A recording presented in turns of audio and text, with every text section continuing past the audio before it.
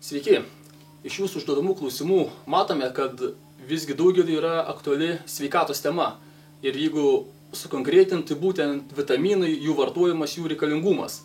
Tad šiandien su Arūnu būtent ir pabandysime pakalbėti tokiu klausimu. Ar apskritai vitaminai reikalingi, ar jų užtenka, ką mes gauname su maistu. Ypač tokiu metu, kai dabar šalta, sakykim, tai imuniteto stiprinimas ir pats vitaminų vartojimas, kiek matome, yra labai aktuali tema. Tad sveikas, Arūnai. Sveikas. Tad ir pradėkime gal kažką taip trumpai, lengvai, kas tai vitaminai ir kuo mums jie reikalingi galbūt. Taip, iš tikrųjų dabar daug kyla klausimų žmonėms apskritai, ar vitaminai reikalingi ar nereikalingi, nes diskusijos vyksta, manau, internete ir labai aukštam lygyje, ir forumo lygyje, taip, forumuose įvairiuose, kaip viena pažįstama sakė, vyras jau uždraudžia jungtis prie kompiuterio, jeigu lysi, sako, dar kartą į forumą. Taigi, pasižiūrėkime, kokia yra apskritai informacija apie vitaminus, apie jų reikalingumą. Vitaminai ir mineralai, pats pavadinimas, vitaaminai. Tai yra gyvybės aminai, tai yra Kazimieras Funkas, kuris pirmą kartą pamatė vitaminuose, kadangi jis B1 vitamino struktūroje pamatė ir amino rūgšties struktūrą, ir, sakykime, medžiagos, kurią jis pavadino vita, tai yra gyvenimo, tai yra esminė medžiaga. Šitoje struktūroje išvelgia būtent tai, jog šios medžiagos būtinos mūsų organizmui. Toliau tyrinėjimai parodė, kad taip, šios medžiagos yra mūsų organizmui būtinos. Jos nėra sintetinamos, kai kurios dalinai sintetinamos organizme, ir šių medžiagų mūsų organizmas turi gauti būtinai. Toliau kyla klausimai, ar reikia naudoti papildomus vitaminus, ar žmogus gali iš maisto susirinkti vitaminus. Na, čia žiūrėkime taip, pateikime žmonėms informaciją. Taip, žmonės tegul patys sprendžia, ar jiems reikia tų vitaminų naudoti, kad neatrodytų, kad mes visiems rekomenduojame naudoti vitaminus arba nerekomenduojame naudoti vitaminus.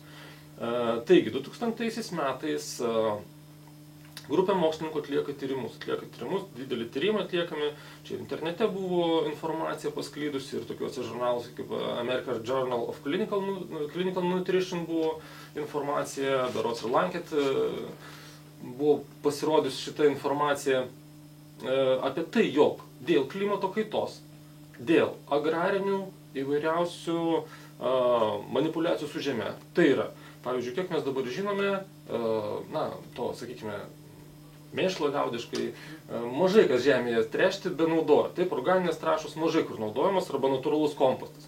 Daugiausia naudojamas sintetinės trąšos. Automatiškai augaluose maisto medžiagų kaupimas, jų susidarimas, jisai pakito. Būtent mokslininkai apie tai ir sakė, kad ir klimato kaita, tai yra klimato atšilimas, mes matom apie klimato pokyčius, jau net nereikia apie juos skaityti, mes akivaizdžiai matom, kokie yra klimato pokyčiai. Dėl agrarinių įvairiausių manipuliacijų, maisto medžiagų kiekiai pačiame maiste, pavyzdžiui, daržovėse, vaisiuose pakito. Imkim tokį paprastą pavyzdį. 82 metais pateiktose literatūros šaltiniuose, pavyzdžiui, yra rašoma, kad 100 gramų obuolio yra 13 mg vitamino C. Imkim taip, 2001 metai vitamino C obuolyje yra pėdsakai. Tai mes jau matome, kad galime valgyti kilogramą obuolių, toną obuolių, bet vitamino C mes vis tiek neturėsime. Ir kada žmonės sako, aš esu ar žaliavalgis, ar aš vegetaras, ar aš valgau daug daržovių ir vaisių ir suvalgau daug, sakykime, tų žalių produktų, aš gaunu pakankamai vitaminų. Čia diskutuotinas klausimas. 2008 metais Pasaulio sveikatos organizacija PSO arba WHO, World Health Organization, paskelbė savo ataskaitą. Tai yra 278 lapai, berods, ataskaita apie padėtį pasaulyje dėl maisto medžiagų kiekių pačiuose maisto produktuose. Apie tai, kiek žmonės naudoja maisto medžiagų, kiek apskritai dar yra veikliųjų medžiagų ir sakykim, gerų medžiagų pačiuose maisto produktuose. Mes žinom, kad norint gauti omega-3 riebalų, reikia valgyti šiaurės, sakykim, šaltavandenių žuvų mėsą. Klausimas, kokią mes ją valgom? Taip? Ar mes ją valgom užaugintą kažkokios tai ūkiuose, ar mes ją tikrai valgom natūralią? Ir kiek yra tų veikliųjų medžiagų užaugintoje, pavyzdžiui, lašišoje, ir kiek medžiagų yra pagaunamoje lašišoje. Ir šita diskusija dar vyksta labai intensyviai. Aišku, pavyzdžiui, ortomolekulinės medicinos vadinamas tėvas, tai yra Linus Pauling, jeigu atsimenam, tai Linus Pauling buvo vadinamas biochemijos Einšteinu. Jisai sakydavo, kad vitaminų reikia naudoti didelius kiekius. Vien Linus Pauling, tyrimai su vitaminu C, nes jis pats naudodavo 10 gramų vitamino C, kai dienos, tai yra rekomenduojama paros norma yra 60 mg. Vidutiniam statistiniam žmogui, tai yra 60 mg ir 10 gramų, tai yra didžiulis skirtumas. Ir Linus Pauling buvo nuolatos dėl to kritikuojamas. Jis dar buvo, sakykime, po jo mirties buvo kritikuojamas, sakoma, Linus Pauling numirė nuo prostatos vėžio, bet pats Pauling sakė, aš mirštu 93 metų, bet galbūt būčiau numiręs 50 metų. Ir Linus Pauling būtent pasižymėjo tuo, jog naudojo ne tik vitaminą C, jis darė tyrimus su kitomis medžiagomis, su kitais vitaminais, dėl didelių būtent kiekių jų naudojimo. Ir jisai, sakykime, ir jo kolegos kalbėjo apie tai, jog norint palaikyti dabartinėme pasaulyje sveiką žmogaus būklę, reikia naudoti didelius vitaminų kiekius. Apie tai rašė daktaras Atkinsonas. Mes dažnai žinom Atkinsono dietą, tai yra baltyminė dieta. Taip, dėl baltyminės dietos jinai veiksminga, bet jinai sukritikuota ir tai visiškai teisingai, nes organizmas apsinuodė taip, kad čia, bet kuriam specialistui, kuris yra užsiėmęs, ar treneriui, kuris užsiiminėjęs yra kultūristų rengimu, žino, kaip žmogus atrodo po baltyminės dietos. Apie tai, kaip veikia mūsų smegenys tuo metu, net anekdotai yra, kad žmonės nebesuvokė, kur randasi. Bet mes žiūrėkime tai, jog Atkinsonas rekomenduodavo vartoti taip pat didelius kiekius. Tai buvo ta mokslininkų grupė dalis, kuri rekomenduodavo naudoti didesnius kiekius vitaminų. Taigi, vieni rekomenduoja naudoti mažus, rekomenduojama paros norma nustatyta, kiti rekomenduoja ypač didelius, kiti sako, kad visiškai nereikia.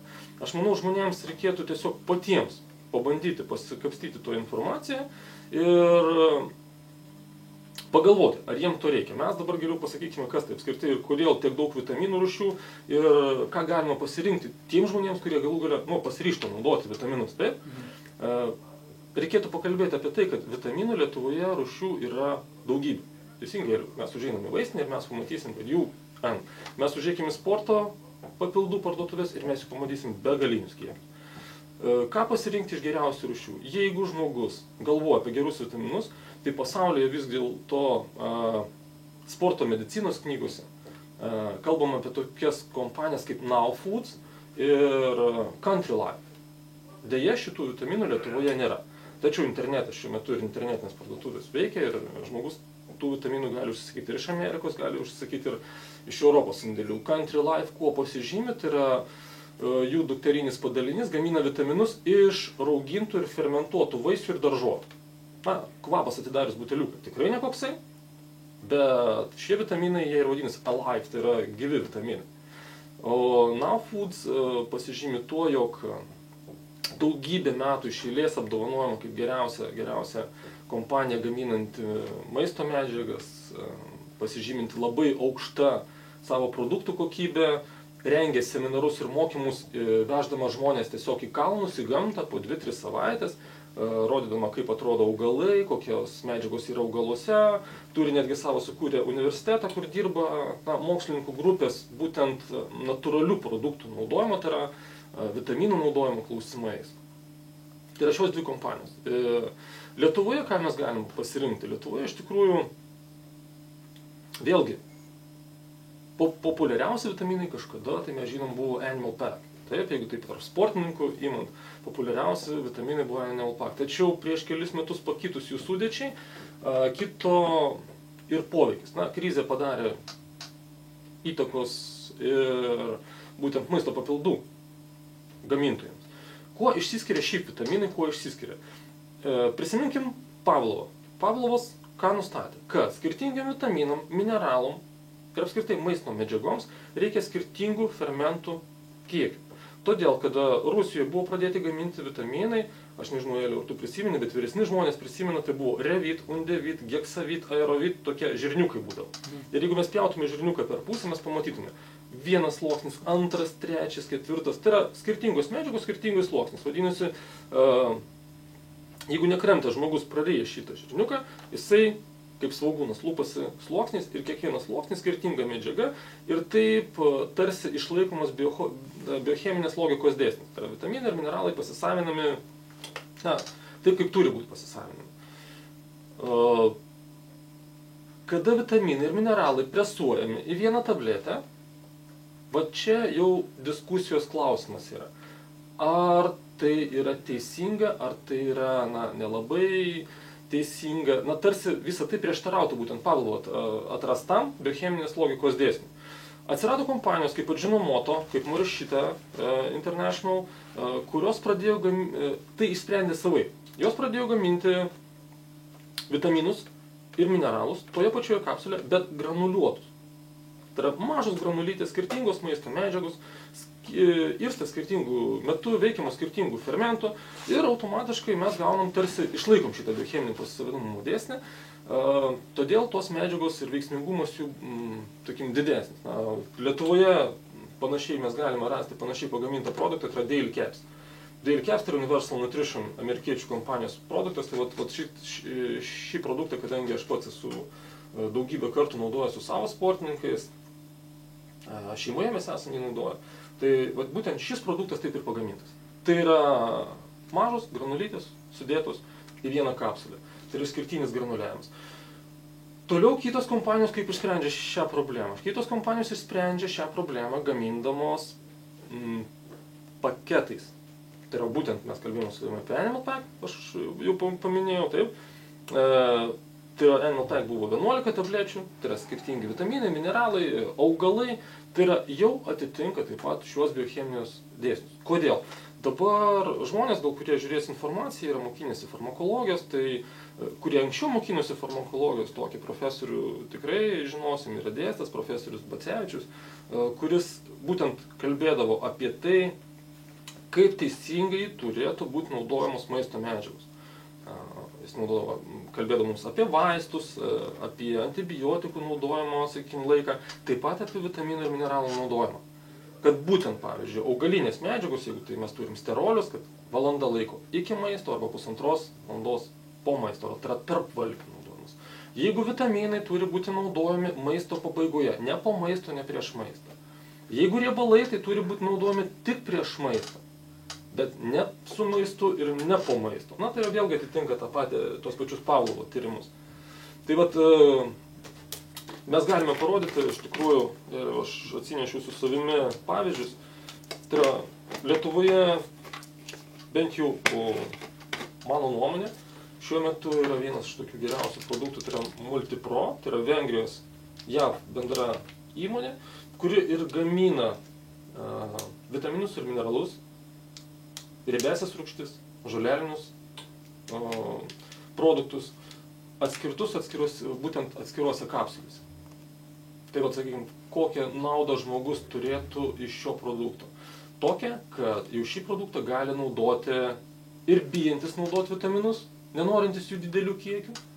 Tai yra jaunesni žmonės, paaugliai, aš sakyčiau paaugliai nuo 16 metų, vyresni žmonės, kuriems virš 65 metų, nes mes žinom, kad vienų, tai yra vaikų ir paauglių virškinimo sistema dar tik tai formuojasi, o vyresnių žmonių jau yra paveikta vaistų, po 40 metų jau daugelis žmonių naudoja vaistus nuo kraujospūdžio, vaistus cholesterolio mažinimui. Tai yra ir kepenų fermentų pažeida dažnai atsiranda dėl netinkamo gyvenimo būdo, todėl vyresniems žmonėms jau jų žarnyną reikia žiūrėti kaip į vaikų žarnyną kitą kartą. Nes vieniems todėl, kad jie dar nesuaugo, kitiems, kad jie jau, peraugo. Tai šie vitaminai tuo ir yra geri. Kaip aš dažnai siūlau juos naudoti žmonėms, kurie nori naudoti profilaktiškai. Čia yra 7 vienetai kapsulių. Tai yra, jeigu ten matysis, yra 2 riebalinės kapsulės, kitos vitaminai, mineralai ir augalinės medžiagos. Ką mums reikia prisiminti? Kad riebalinės kapsulės visada reikia gerti prieš maistą. Tai žmogus norėdamas naudoti šitos vitaminus profilaktikai, jis ima, pavyzdžiui, 7 kapsulės. Pirmadienį Viena antradienį, trečia ketvirtadienį. Ja? Ir kiekvieną kartą jis gaus skirtingas. Čia tiems žmonėms, kurie bijo naudoti vitaminus dėl, sakykime, kad nebūtų per didelių dozių, kad nebūtų per pratimų. Man pačiam yra tenka dažnai susidurti su tokiais klausimais. Ar man nebus per daug? Ar tos dozės man nebus per didelis? Jeigu šitaip naudoti šį produktą, vieną kartą savaitę išgėrus B grupės vitaminų tikrai nebus per daug. Nesvarbu, jog čia yra 100 mg vitamino B. Kuo dar pasižymės šis produktas? Šiame produkte B grupės vitaminų didelės dozės yra, bet B6 vitamino mažesnė dozė. Kas šitą niuansą žino? Šitą niuansą žino dažniausiai biochemikai, kurie dirba su maisto medžiagomis. Kad padauginus B6 vitamino, imuninė sistema nestimuliuojama, o apskritai slopina. Ir tai čia būtent santykis. Būtent santykis su kitais vitaminais. Todėl, kas peržiūrėtų, sakykim, šio produkto sudėtinės lenteles, pamatytų, jog būtent išlaikytas optimalus santykis. Dabar dėl B grupės vitaminų. Taip, mes dažnai girdim tą. B grupės vitaminai skatina onkologinių ląstelių sudarimą. Pačiam tikriausiai yra tekę girdėti. Lietuvoje kažkodėl tai šitą informaciją eina, nors paimkime, kodėl ši informacija eina. Tai yra apie 91 metus, buvo pradžioje Norvegijoje darytas tyrimas, po to buvo darytas ilgalaikis tyrimas JAV, kuris buvo publikuotas būtent American Journal of Clinical Nutrition ir kuris parodė, kad galbūt po 10 metų, jei žmogus naudos 10 metų kasdien didelės dozės B6, folio rūgšties ir B12 vitaminų, tai yra 10 metų kasdien didelės dozės, galbūt, ten buvo paskaičiuota, kad 3,6% gali padidėti onkologinių, sakykime, darinių formavimas. Tačiau tyrimas atliktas po to visiškai paneigė. Ir dabar kas vyksta pasaulyje? Dabar būtent onkologinių, kadangi žinom, kad onkologija jau tai yra imuninės sistemos liga, dažnai skiriama B6, B12 ir folio rūgšties didesnės dozės, tam, kad būtų mažinamas histamino kiekis organizme. Nesigilinkime į medicinius terminus, tiesiog būtent pasaulyje, tai yra Lietuvoje dar gaji šitą nuomonę, kad B grupės vitaminai gali įtakoti onkologinių darinių formavimąsi. Pasaulyje jau galvojama truputį kitaip, kad tai yra pas žmogų, kuris serga tokia liga, dažnai imuninė sistema, aišku, nusilpsta, ją reikia atstatyti, turi būti imunomoduliacija vykdoma, ten, sakykime, vėlgi naudojamos įvairios medžiagos, skatinančios imuninės sistemos darbą. Tai ir duodamos didesnės dozės B grupės vitaminų. Ypatingai Lietuvoje buvo bijoma B12 vitaminų. B12 vitaminas to įdomus, kad jo deficitas gali pasireikšti po 30 metų. Tai čia duomenų bazėje, pavyzdžiui, Elsevier duomenų bazėje pakankamai gerai aprašyta, kaip tai vyksta degeneracija negavus B12 grupės vitamino. O su B12 vitaminu yra tokia problema, ypatingai vyresniems žmonėms, kad jis turi būti pasisavinamas dalis jo skrandyje, kita dalis planuojame žarnyne. Ir kada žmogus, sakim, geria daug vaistų, nuskausminamų ypač vaistų, arba vaistų prieš uždegiminių vaistų, optimaliai pasisavinti B12 vitamino žmogus nebegali. Ir tokiu atveju jam prireikia naudoti arba injekcinės formas, arba B12 vitamino koenziminės formos. Tai yra koenziminės formos, metilkobalaminas arba 5-deoksikobalaminas. Šios formos yra efektyviau pasisavinamos, tai yra kaip bebūtų, to vitamino reikia gauti. Tai gal čia šiek tiek papildoma informacija, kad žmonės ieškotų naudingos informacijos ir ne visada bijotų.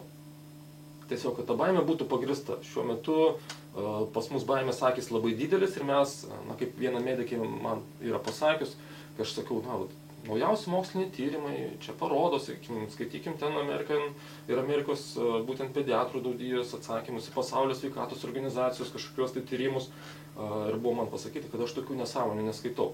Tai, suprantam, jeigu mes nesidomim naujausių medicinos žiniomis, tai yra mes tiesiog nežinosim, mes stovėsim toje pačioje vietoje ir nebetobulėsim.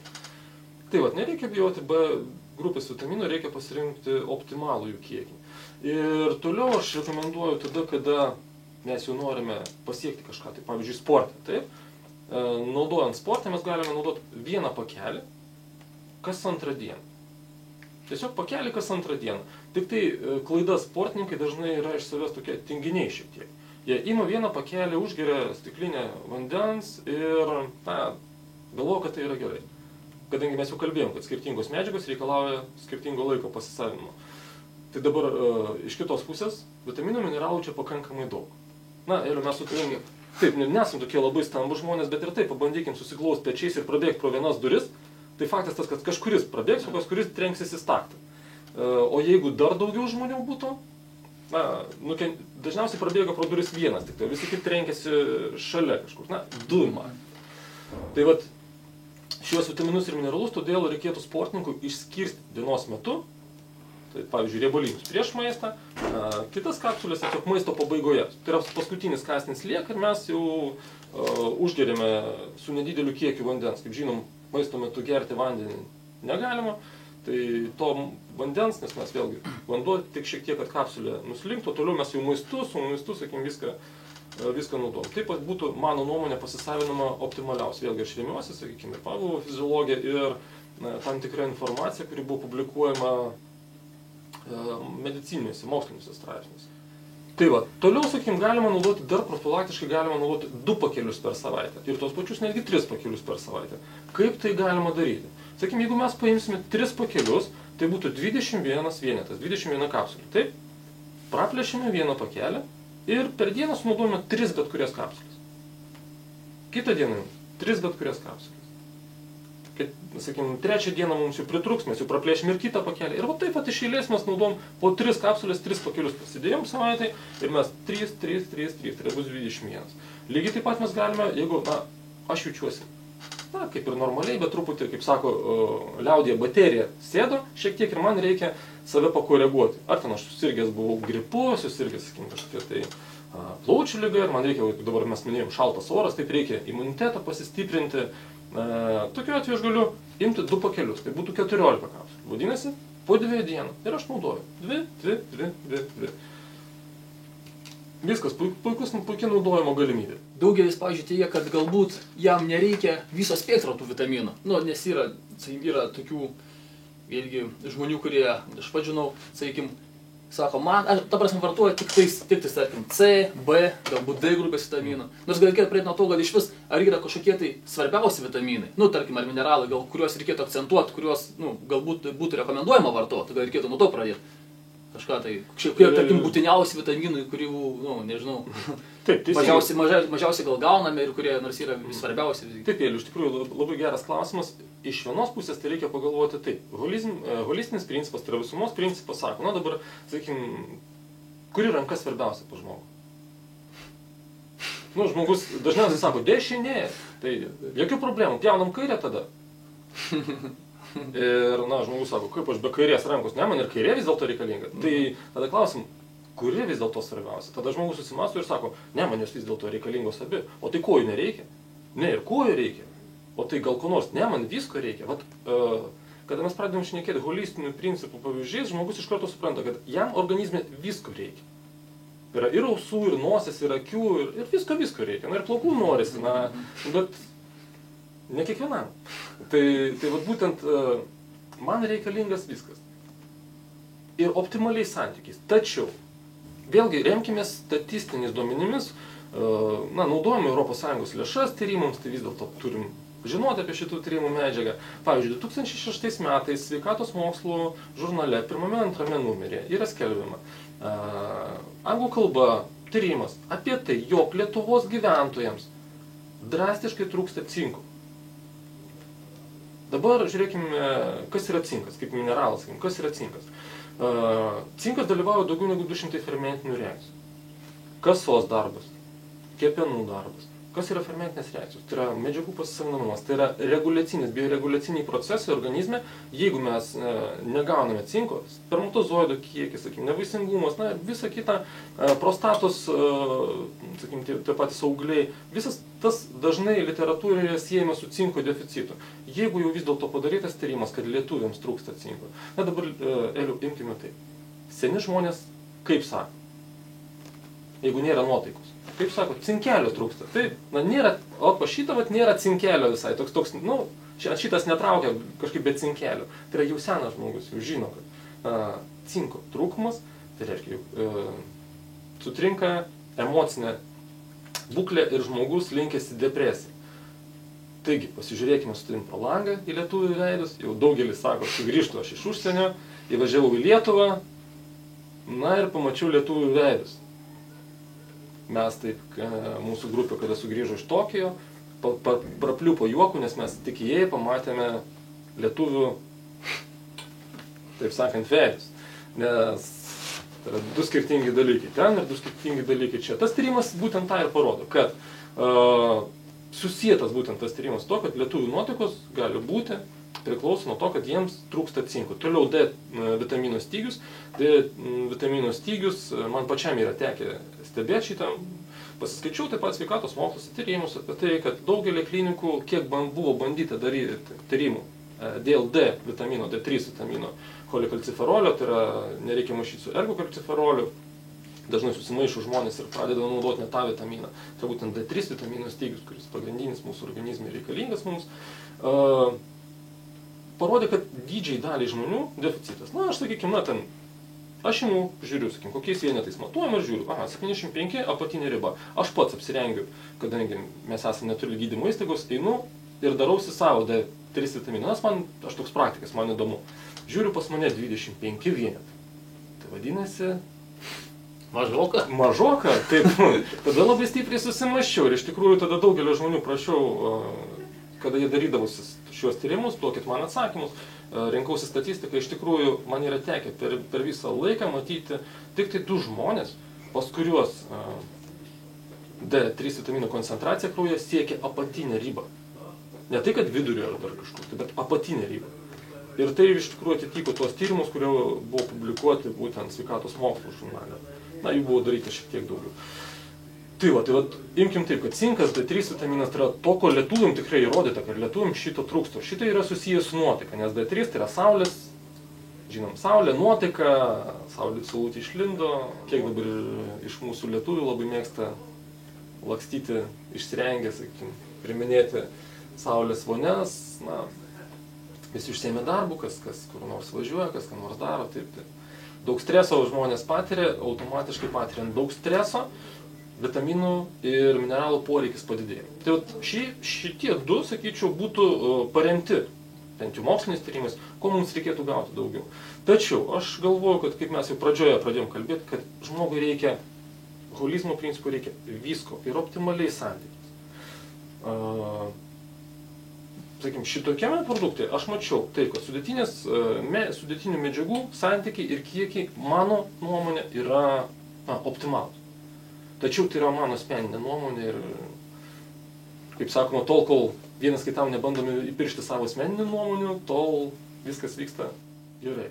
Net aš čia reikia dar turbūt paminėti, kad vėlgi čia kalbam apie tuos bendrinius atvejus, nes visą laiką yra individualūs atvejai, kai kažkas tai žmogui būtent yra kažkokios problemos, trūksta to vitamino, trūksta to, tai tada tas, sakykim, vieno vitamino kažkokio vartojimas yra logiškas. Na, vienareikšmiškai, ir paminėjai B grupės vitaminą, taip, jeigu žmogus serga depresija, jeigu žmogus, sakykim, serga nervų sistemos ligomis arba, na, šiaip, nemiga kankina, taip, tai tokiu atveju, pavyzdžiui, cinko monometinino aspartato mišinys su magnio aspartatų, tai yra ZMA vadinama formulė ir B6 vitamino kombinacija, šalia naudojant dar ir B vitaminų kompleksą, žymiai pagerina to žmogaus būklę. Bet tai vėlgi individualūs atvejai, mes negalime kalbėti, mes dabar daugiau būtent irgi kalbame apie tą bendrą tokį, nes individualių atvejų gali būti įvairių. Jeigu pas žmogų, sakykime, kažkokie tai deficito simptomai, jau nekalbėkime apie skorbutą, kur vitamino C, sakykime, ar pelagrą, ar beriberi, kur jau lygos, dėl vitamino trūkumo susidaro lygos, bet mes kalbėkime apie tai, jog bendrai imkime, kaip žmogus turėtų naudoti tuos vitaminus, jeigu jisai pasiryžta juos naudoti. Jeigu žmogus nenori jų naudoti ir galvoja, kad iš maisto medžiagų gali jo susirinkti, tai irgi žmogaus pasirinkimo laisvė, jo asmeninė nuomonė ir jis tai gali bandyti daryti. Tačiau jis būtent turėtų pasižiūrėti sudėtį vitaminų ir mineralų, kokia buvo prieš 10 metų ir dabartinės lenteles, kokia yra statistika. Statistika skiriasi sakykime, kai kuriais atvejais 25 kartus, o kaip mes matėm su obuoliu, tai yra 100%. Nebekalbant apie tai, kad jau apskritai vaisiai, dar kai, vasarą, dar kai patys auginam iš daržo, gal vėlgi, nors ten aišku, vėlgi takoja tą patį klimato visą kaitą, dirvožemis ir taip toliau, bet vėlgi dar nors kažką galbūt galim gauti. O kai, aišku, žiemą perkam iš parduotuvių, ten vėlgi neaišku, kuo prifarširuotas tos produktus, tai vėlgi, aišku, ten tikėtis, kad vieni iš jų surinkti viską, čia aišku, gali būti kiekvienas žmogus nuomonė. Taip, žmogus gali, kaip sako, gali tikėtis, bet reikia pasižiūrėti ir realybę, kokia yra realybė.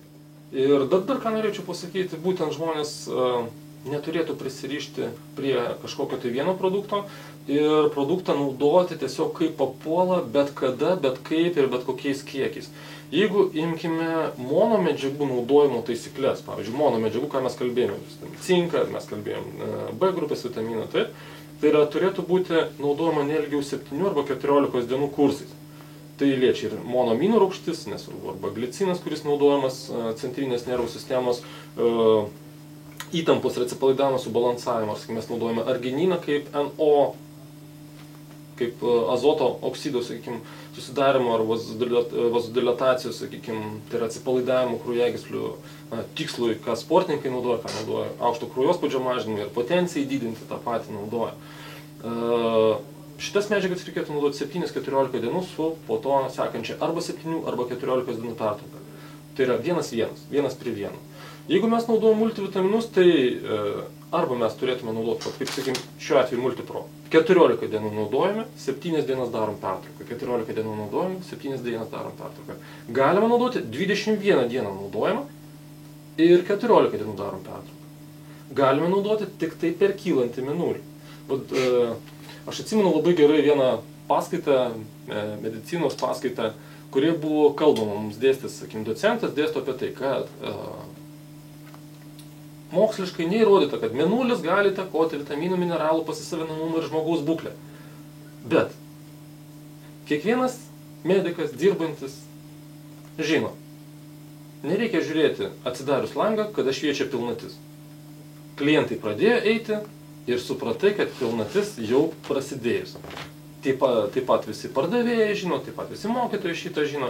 Tai yra, mėnulis veikia mūsų organizmą, jeigu jis sugeba, sakykim, veikti vandenyną, tai aš manau, kad mes vis dėlto 70% sudaryti iš vandens, o smegenys apskritai, dar didesnė dalis iš vandens ir būtent mėnulis įtakoja. Tokiu atveju mėnulio fazėm, būtent kylantis mėnulis, tai yra jaunatis priešpilnis, sakykim, vitaminų naudojimas, tada pilnatis ir delčia, vėlgi nenaudojamas, kiekvienas žmogus gali pasirinkti, bet būtent turi būti kursais, naudojama kursais, ką mes dabar norim pasakyti, o ne kasdieną, bet kaip, arba ten aš noriu taip, noriu šitai. Vis dėlto reikėtų įsivesti tam tikras taisyklės. Nenaudoti kaip, dažnai būna, netgi, sakykime, imkime taip pavadinimas, daily caps, kasdienis kapsulės arba kasdieniai vitaminai. Mano nuomonė, tai aišku marketinginiai dalykai, tai yra kada norime parduoti daug produkto, netgi tokios produktus reikėtų naudoti kursais. Pavyzdžiui, tą patį 21 dieną naudojau, 14 dienų arba 7 dienas darau pertrauką. Arba 14 dienų naudojau, 7 dienas darau pertrauką. Tai yra būtent vitaminus ir mineralus yra geriau naudoti kursais. Tai yra senoje literatūroje medicinos, dar apie tai pažymima. Jau naujesnėje jau mes jau šitų, kaip pasakyti, rekomendacijų nebematome. Bet aš galvoju, imkime logiškai. Kempinės išspaudimo principas. Jeigu aš noriu sugerti didelį kiekį vandens ir paimsiu šlapią kempinę, ir tik išterliosiu ir nieko nesigaus. Tačiau jeigu kempinę išspausiu, stipriai, kuo stipriau išspausiu, tuo daugiau vandens sugersiu. Tai vat būtent tie, kadangi viskas eina sinusoidės principų, tai yra banga, kaip ir šviesa mes žinom, eina banguom. Tai yra naudoju, pauzė, naudoju, pauzė. Ir taip mes kylam banguotumo principas, tas pats naudojas ir sporto medicina. Kada mes norim rengti sportininką, mes negalime tiesiai jį rengti. Mes turime bangomis arba laiptinis vadinamas dar principas. Tai mano nuomonė, taip optimaliau. Ar man visą laiką vartoti tos pačius vitaminus? Sako, ar turiu kažkokią rotaciją, bent jau kelių, tarkim, kalbant apie firmas, apie kadangi, kaip kalbėjom, kad tų pasirinkimo vitaminų krūvas. Sako, ar man eksperimentuoti, pirkti vienus, pirkti kitus, galbūt netgi vieni jam labai gerai jautėsi, bet vis tiek gal pirkti gal negerai organizmui pastovi tą patį, gal, ar visgi čia skirtumo jokio nėra, kaip, pavyzdžiui, pačio mintis. Iš tikrųjų, jeigu imti logiką, tai įvairumas būtų naudingas. Kuo didesnis įvairumas, sakykim, naudojant, bet nereikėtų jau, peržengti ribų. Ir aš siūlau taip, kad žmogus išsirinko, pavyzdžiui, 3 vitaminų rūšis pasirinko ir vienas kursas, pavyzdžiui, vienas, antras kursas, antri, trečias kursas, treti. Tai žmogui būtų, bent jau jisai galėtų vienus, antrus ir trečius, o organizmui būtų nuolatinė kaita taip pat naudinga. Vis tiek kažkiek santykiai skiriasi, kažkiek medžiagų kiekiai galbūt skiriasi. Taip, skiriasi santykiai. Tai įvairovė, aš manau, kad šita įvairovė naudingesnė. Tai mano nuomonė. Tokia įvairovė, nes aš vėlgi orientuojuosi į gamtą. Jeigu gamtoje vyrauja įvairovė ir mes kiekvieną dieną išėję matom vis skirtingus kažkokios tai reiškinius, nes vieną dieną sninga, kitą dieną, sakykim, gal mažiau sninga. Bet būtent tie gamtos reiškiniai. Ir pagal tai mes galime pasirinkti, pavyzdžiui, 3 mums patikusias vitaminų rūšis ir jas kaitalioti. Ir jeigu, sakykim, žiūrėti dar iš kitos pusės, tai, sakykim, Daily Caps, Multipro, toliau, sakykim, žmonės gali pasižiūrėti natūralūs vitaminai, šiuo metu vaistinėse galima rasti Vitazim. Vitazim jie pagaminti iš fermentuotų vaisių ir daržovių, yra skystame pavidale. Iš karto perspėju kvapas ir skonis. Įsivaizduokim išraugintų produktų, pagaminti vitaminai, natūralūs, kvapas ir skonis nėra labai malonus. Bet tikrai optimalūs yra ir veiksmingi. Dar vienas klausimas būtų pačių vitaminų vartojimo laikas. Tai yra, tarkim, jeigu vartojame ne daug tablečių ar kapsulių, sakykim, per dieną, bet jeigu, tarkim, vitaminai, kur yra multivitaminų, kur yra viskas vienoje tabletėje, sakykim, ar ten su pusryčiais, ar per dieną, ar prieš treniruotę, parsiai tokie klausimai, ta prasme, ypač galbūt tie, kurie treniruojasi aktualiausiai, savo gal man išgerti tą vitaminą, sakykim, kokiais 2 valandas ar su paskutiniu maistu, kad galbūt treniruotės metu būtų tas vitaminų, sakykime, kažkoks tai koncentracija kraujyje didesnė, gal geresnis pasisavinimas, sakykime, ar yra čia kažkokie, sakykime, kada bent jau rekomenduojama, ar tiesiog bendras požiūris, kada vartota vitaminus? Taip, iš tikrųjų yra daug tyrimų daryta apie tai, kokio laiku vitaminus naudoti, kaip jie gali įtakoti treniruotės krūvį, kaip jie gali įtakoti, sakykime, tam tikras imuninės sistemos dalis, virškinimo, daug tų tyrimų yra daryta. Bet čia, žinai, jeigu žmogus žengtų šitą mišką, tai greičiausiai ir koja nusilaužtų tarp tų šakų, kiek ten informacijos ir jos prieštaringos labai daug. Man labiau patinka ta optimali informacija, tai yra, jog vitaminus reikėtų naudoti ryte su pusryčiais. Dar vienas niuansas. Jeigu mes naudojame multivitaminus ir jie kompleksiai yra B grupės vitaminų, tokiu atveju reikėtų naudoti mažiausiai 2 valandos prieš kavos naudojimą arba 2 valandos po kavos naudojimą. Tai yra, jeigu pusryčiais užgeriat kavą, kas aišku netinka, bet kaip bebūtų, jūs šitos vitaminus naudokite būtent tame tarpe. Nes yra medžiagos, kurios vadinamos antivitaminais ir kavoje yra medžiagos, kurios blokuoja vieno iš B grupės vitaminų pasisavinamumą arba visai sunaikina. Tiesiog žinoti šią tiesą. O šiaip geriausia, aišku, naudoti ryte su pusryčiais, nes simpatinė sistema pradeda, sakykim, veikti gerai ir mes mums reikėtų maistinių medžiagų ir mes pradedam naudoti, vakare jau reikėtų visai kitų medžiagų ir aišku vitaminai galime naudoti, bet tai jau būtų individualūs atvejai, tai mes nesigilinkime. Dar pabaigai, apskritai, sakykim, imt didesnį periodą, tarkim, dabar kalbėjome, čia dienos metu, kada vartot, bet dabar, tarkim, apskritai, jeigu imt, visų metų ciklą, tarkim, ar vėlgi, ar visus metus reikėtų vartoti, ar, sakykime, čia tik tais aktualiausia, tarkim, to šalto periodo, ar kaip gal pasiruoš šaltam periodui, tai yra rūdienį vartoti, ar iš vis vasarą daug kas sako, nors kaip tik, tarkim, rūdienį sako daug vaisių, daug daržovių, gal kaip tik tada nereikia vartoti, kokias mintis būtent metų visam cikle vitaminų išdėstymus. Gerai, imkim taip, prieš 25 metus, kada vaisiai ir daržovės dar turėjo daugiau maisto medžiagų, tai rudenį vartoti vitaminus, manau, būtų nelogiška. Būtų logiška naudoti tik tai tiems, kas būdavo ir anksčiau kalbama, tai yra metalo gamyklų darbininkams, tai yra sovietinių laikų, kada metalo liejyklos daug dirbo ir daug darbininkų buvo gamyklose, sunku darbą dirbantiems statybininkams, na, nieko nepadarysi, statybos sumažėjo, taip, žmonės stato lėtai, iš lėto. Toliau, sakykime, žemės ūkio darbuotojams, kurie dirbo ten su kauptuku ir kastuvu, na dabar kauptuku ir kastuvu besidarbuojančių yra mažai, nes mašinos technika pakeitė. Tokiems žmonėms rudenį būdavo papildomos dozės. Kitiems sakydavo, tai vaisiai, daržovės, natūralus maistas ir aš manau, kad vitaminus reikėtų naudoti periodais. Ir periodais, ką mes kalbėjome, pavyzdžiui, 21 dieną naudojam, 7 dienas darom pertrauką, tai yra praktiškai išeina vienas mėnulio ciklas, arba vienas, imkim taip, grubiai vienas mėnuo, taip. Tokiais ciklais naudojant 3 mėnesius, po to daroma, pavyzdžiui, 2 mėnesių pertrauką ir vėl naudojamas ciklas. Ir tokios, pavyzdžiui, galima daryti 3 ciklus per metus. Mano nuomonė, tai visiškai pakanka. Bet tai vėlgi, tai yra mano nuomonė. Tačiau, jeigu žmogus yra veikiamas nuolatinės streso būklės, tai yra nuolat galvoja, kaip čia jam kas pasiseks, nepasiseks.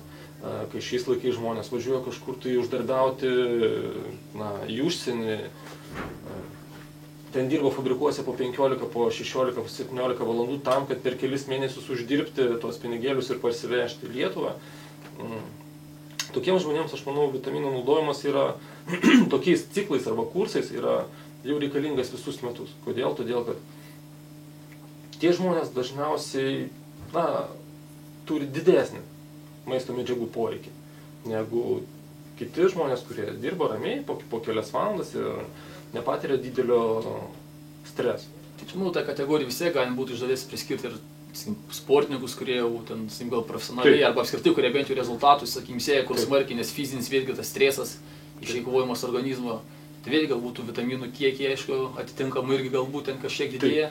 Na, vėlgi, aš duosiu savo pavyzdys, tai yra tai, kaip aš rekomenduodavau sportininkam, būtent tokios vitaminus naudoti praktiškai viso sportinio sezono metu, būtent tokiais kursais ir viso sportinio sezono metu. Bet, sporte tai yra galioja taisyklė. Maždaug 6 dienos iki varžybų vitaminų naudojimas yra visiškai nutraukiamas. Nes mes jau ruošiamės, pasiruošiam ir prieš varžybinėme periode yra periodizacija. Sporte vitaminų naudojimas periodizacijų, sakykime, tos taisyklės, tai yra įvadinis ciklas, parengiamasis, bendras fizinis, specializuotas bendras fizinis, tada prieš varžybinis, tada varžybinis ir atstatomasis. Tokia klasika kaip ir būtų. Tai tokiu atveju prieš varžybas, jeigu žmogus ruošiasi varžybom, reikėtų nutraukti 6 dienos. Ir atstatomajam periode jau naudojamas papildomai su kitomis medžiagomis, vėl, sakykim, naudojamas taip, kaip rekomenduoja sporto treneris arba gydytojas. Bet būtent ta taisyklė, kad prieš varžybinėm periode ir varžybinėme periode vitaminai nesinaudoja. Naudojamos tam tikros medžiagos, kurios skatina organizmo atsistatymą, kepenų detoksikaciją, bet jau vitaminams tai jau nebegalioja. Tai tiek informacijos apie vitaminus, o išvadas darykitės patys. Reikia jų, nereikia, kiek jų vartot, kaip vartot ir apskritai kokius vartot, jeigu iš juos vartot. Tai tiek šį kartą ir ką.